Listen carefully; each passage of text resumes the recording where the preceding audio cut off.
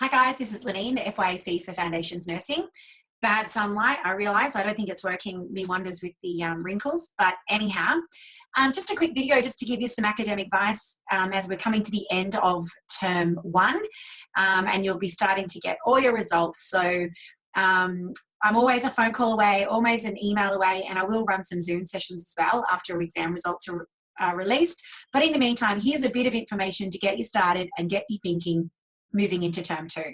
So let's share my PowerPoint that I have. Okay, so I'm going to go from the very beginning. Where is my slideshow? There we go. From the start. Okay, so some academic advice for term two. So first of all, I want to draw your attention to important dates for term two. Number one, when we return back for the beginning of semester, take a look at when census date is, and also have a look at when your exam and mid-semester breaks are in. Remember, we can't give you any special considerations for holidays booked in this time, so make sure you block out all the way through to the 24th of September, because after that, I'm hoping you will be able to put your feet up and enjoy the success of your time here at the college. So here's a list of the term two units that you need to enroll in. There will be a slight difference if you do receive a D or below in English, but we're going to have a look at that shortly. Please note, I can't guarantee that any units are going to repeat in term three, and when I'm making this video, the only unit I do know that will be repeating in term three is going to be Academic English 2. So please, at this stage, we need to assume that no units are repeating.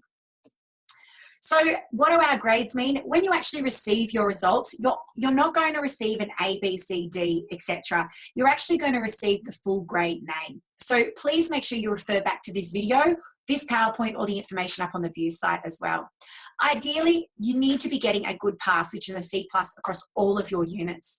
You'll see that the grades are on the border. Our grades are, for an A between 85 and 100, a good pass is 70 to 84. So please make sure you take notice. I think I've got a typo in there. Please make sure that you take notice of those grades and their grade points. So there is an opportunity if you feel that your grades aren't reflected in your results, and this is a review of grade. The details of the review of grade are on our websites, and I'm going to show you where our policies are. So you only have, I think it's 2 weeks to submit a review of grade. And there are some formalities and some guidelines around that. So if you don't think that your final grade reflects your results, please give me a call, talk about review of grade, have a look at the policy and look into it further. So in academic skills, we do look at how you calculate your GPA, and there is plenty of information up on the View site as well. So please make sure you have a look at the Nursing View site and have a look at how to calculate it. Basically, you need a C+ on all your units. We do look at this in academic skills, so I'm really not going to go over this too much. Okay, so what happens if I fail a unit? The only unit at this stage that I can ask you to have a difference is if you fail academic, if you receive a C or higher in Academic English 1, you're going to continue with your normal pattern of study. And you'll see here in this flowchart, this flowchart is also going to be up on the View site.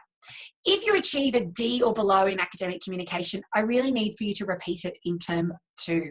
There will be an opportunity to repeat English in term 3, but there won't be another opportunity to repeat academic communication after term 2.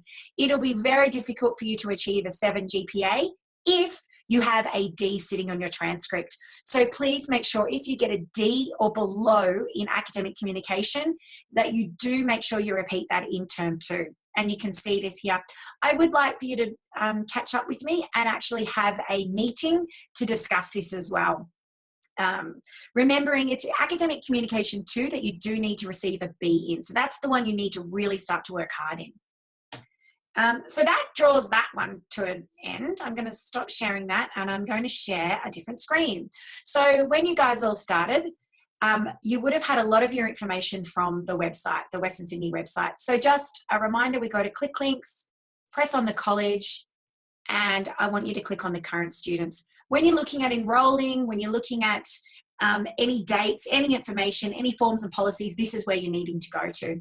So a reminder, current students, this isn't updated just yet, but when it comes here, you'll have your term 2 selection and also a reminder of how to actually enroll in those. You need to add these through My Student Records and then you're going to allocate your timetable.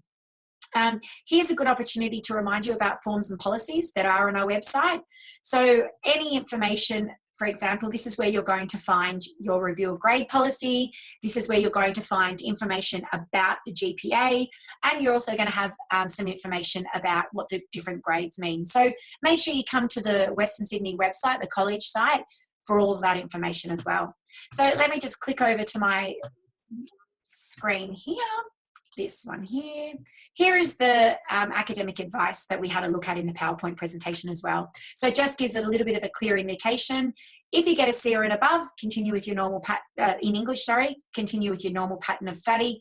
If you receive a D or below in academic communication, you need to repeat it in term 2 and then pick up academic communication 2 in term 3. Now remember, I'm always a phone call away, or preferred is email or to book an appointment. So remember to keep up to date on my Nursing Views site as well, and make sure you contact me for academic advice, not your friends. Thank you very much, and I'll speak to you all soon.